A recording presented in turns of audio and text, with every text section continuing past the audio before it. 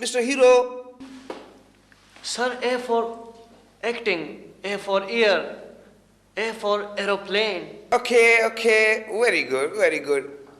You, Miss Gulbadan. Sir, دې ما ته لکه د پټې صرفین په یو مغه داسې ګوري. Very bad. مس ګلبدن نن ډېره ښکلې خوشبو لګولې ده. اصل ماسټر ګله لږ په دې مې پوه که چې په انګریزۍ کې خوشبو ته څه شی وایي؟ Yes, good question. خوشبو ته په انګریزۍ کې fragrance ویلی شي. څه ویلی شي؟ Fragrance. Very nice. مشره؟ ماسټر صاحب چې سې نه موله ویروسي مونه یې بغیر خلو کاشل کې دوېمه خلو کاشل کې Oh, you mean 20? Okay. ته ماته دا ووایه چې په لو بلډ پریشر کې او په های بلډ پریشر کې څه فرق دی؟ نو ماسټر صاحب تم کا مول کوي که زه په بلډ پریشر پوهېدی نو مو به ترشر چلاولو یو مې ترشر ته تللی ترشر پورې خبره را یاده شوې کو تاسې مورو ماسټر صاحب بله ورځ ترشر ته لاړم ترشر مې کولو نو په خلو یقین وکړه په مویه مه کوه پوه شوې که نه چې لاړم نو ما هغه ترشر ته وربشې ورلاریا کړ و چې وربشې مې ور واچولې یو ساعت پس هغه ترشر نه دوړه را غورځوله و ماسټر صاحب دوېمه خو ستاسو خوښې نو زه به تاسو ته یو شعر ووایم ویوایه ته ووایه خیر دی تا ته اجازت دی ووایه لس کاله دې وشو دې کلاس کې ګرانه د مشره چې دې ځله امتپاس کې غلی شه دی خانم خومه خومه؟ Oh, I see. Cool down. Yes, Mr. Spinagul. ماسټر صاحب په دې مې پوه کړه چې د بلډ پریشر نښه څه شی دی زه قربان جناب سترګې باندې سور انار شي او غوږونه باندې بل شي بل پاشان او کوپړه جوش وکړي نو پوه شه چې بلډ پریشر هاي دی Okay. Miss Khatire, you. سر زه Yes.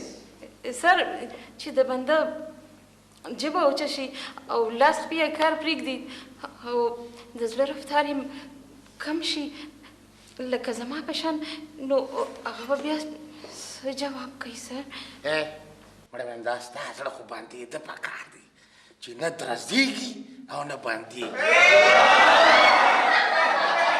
های زړه رفتار خو مون خلو شه ډېر تېز دی لکه یې تېز ګم خلو که په یوه ګیم پوهېږي زه خو وایم که یو شعر دې راوتغولو ډېر خوند به یې وکړي وایه ولې نه سر که ستاسو اجازت وي نو زه یو شعر ووایم چی شی که ویم که شعر دې وویلو که نه ویم ویم مړ به شم خو اجازت بدله در نکم د شعر ویلو ځان پوهېږه ګورې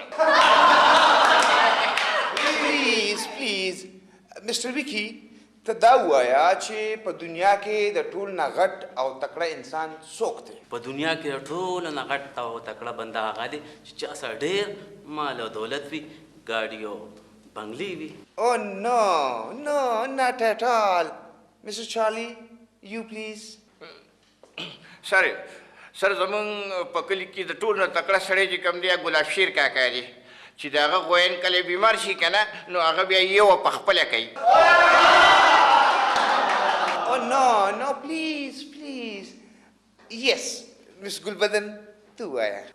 سر په دنیا کې د ټول نه تکړه زما پلار دی نو هغه څنګه ځکه چې هغه زما مور سره ډېر په خندا او په خوشحالۍ ژوند تېروي ستا مور شیشه ده څه نه زما مور ته په ټولو کوڅه کې خلک هټلر وایي No, please. ته غلی شه.